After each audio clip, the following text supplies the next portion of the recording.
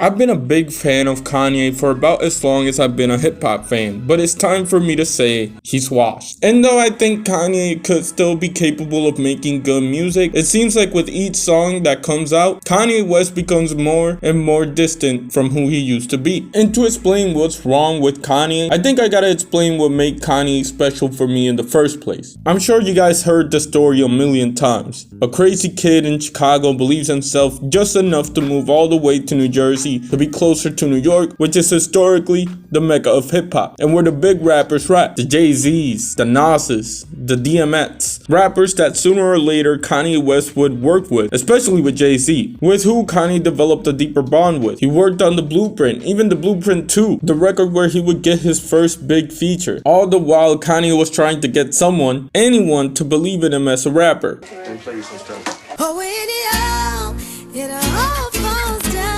Many turned away from him, until one night, while driving home, Kanye gets into an accident. To nearly lose your life, to nearly lose your mouth, your voice, as a career as a rapper, your face. You know, I had to be on TV. My face looks crazy to me now. I looked at this accident as God saying, I'm about to hand you the world. I'm about to hand you the world. Just know at any given time, I could take it away from you. He records a song with a wired up mouth where you can hear the pain he's going through just to record a song. I drink a boost for breakfast and Ensure for dessert. Somebody order pancakes, I just sip the scissor. And yet he does record that song. And while doing so, he gains the respect of many of the peers who once looked him away, while also picking up steam for his debut studio record. An album that would change how we look at hip-hop forever. Kanye opened a lane in mainstream hip-hop that had long been lost. A lane that once belonged to groups like De La Soul, A Tribe Called Quest, Digital Underground. He was a rapper that wasn't from the streets. He wasn't tough. He was just a guy that really believed in himself. And honestly, rightfully so. The dual threat of producer and rapper is something that no one could really do at the level of Kanye West. Especially with being as lyrically sharp, carrying as great a rhythm as Kanye, and on top of that, being as consciously smart as Kanye was at the beginning. It was this that made that first era of Kanye special. As his career continued, the opinions around Kanye the person would become sour and worse, but the conversations around Kanye the artist remained the same. He was great. Let's get lost tonight. Even when the odds were against him and everybody hated Kanye, My Beautiful Dark Twisted Fantasy proved that as an artist, Kanye messing up was really tough to do. However, as with everybody else, soon, Kanye the artist would also become a more divisive artist for a lot of people. After his fifth album, Kanye was no longer the underdog. In fact, he was something greater than the status quo. I mean, if you asked him, he would tell you he was a god. I am a god. And thus the divide between the quote-unquote old Kanye and the new Kanye began. And though I never cared for new Kanye, old Kanye, the new Kanye definitely carried himself differently to what he used to be. Now it wasn't as much about proving himself as it was about proving his greatness. And don't get me wrong, Kanye always had an ego. But there came a point where the ego kinda got annoying. And I get bleach on my t-shirt. I'ma feel like an asshole. Mainly because anything negative that people would say about Kanye would first come with the statement, Kanye West is a genius, but. And I think that really did some damage, especially in terms of how we perceive Kanye music. And to best explain what I mean, I would like to introduce to you the concept of the benefit of the artist, which in the simplest way just basically means that people, especially fans, will go out of their way to explain the faults of an artist or celebrity and try to twist it as a positive. For example, Kanye has a lyric on Black Skinhead which goes as follows.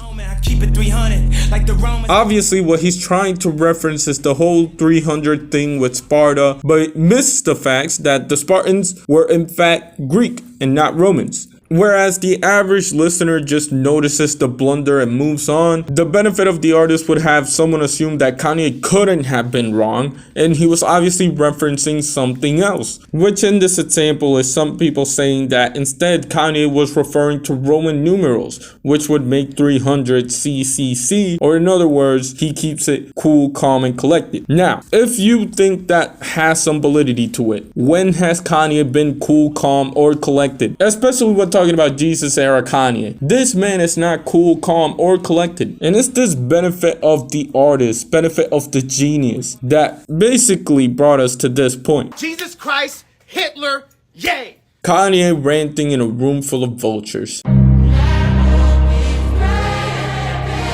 Firstly, I want to say that you guys are not getting a Vultures 2. Let that idea go. Secondly, before I get into the record and what I dislike about it, I can't be the only one who's getting bored of this version of Kanye, right? I mean, for whatever reason, this album is getting way less attention on Twitter. And I'm not even talking about like the big mainstream outlet. I'm talking about hip-hop fans as a whole. This is the least exciting a Kanye album has ever been. Even with Jesus is King, which I know was a low bar, people were excited or making fun of the album. But I haven't heard much of Vultures, I'll tell you that. And I'm not gonna lie, I didn't even realize it dropped for real. I thought it was another listening party initially.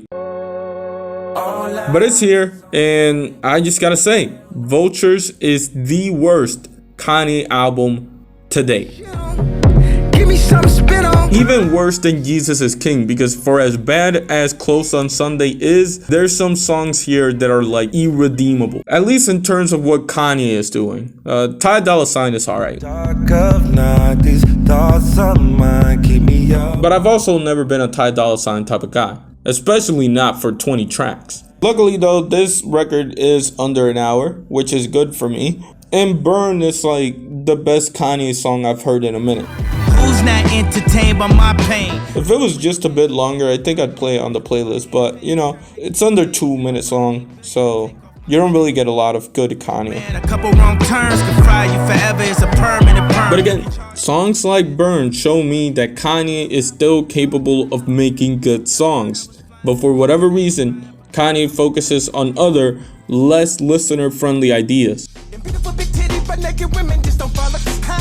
And it kind of makes you wonder, you know, why would Kanye do this? I mean, I get he's old, but Jay-Z's 444 isn't like this. Hell, even Drake. And Drake gets bad sometimes, but he doesn't get Kanye bad. And I quote, anybody pissed off, gotta make him drink the urine. Now I'm Ye Kelly, bitch. Now I'm Bill Cosby, bitch. Granted, this is the same album where he says, when I was 15, my soulmate wasn't born yet. I'm just saying, I don't want to listen to this shit. And as a matter of fact, I'm probably never gonna listen to this shit again. Kinda makes you sad because Kanye used to be good, you know? And I think the only way I can explain it, and this is gonna sound crazy, but I truly believe this, is that Kanye has CTE. And I know that sounds crazy, but it's like the only way I can explain this. Anyways, with that being said, shout out to J. Cole, cause he was onto something. Shout out to me, shout out to Jay Dilla, and with that being said, yeah.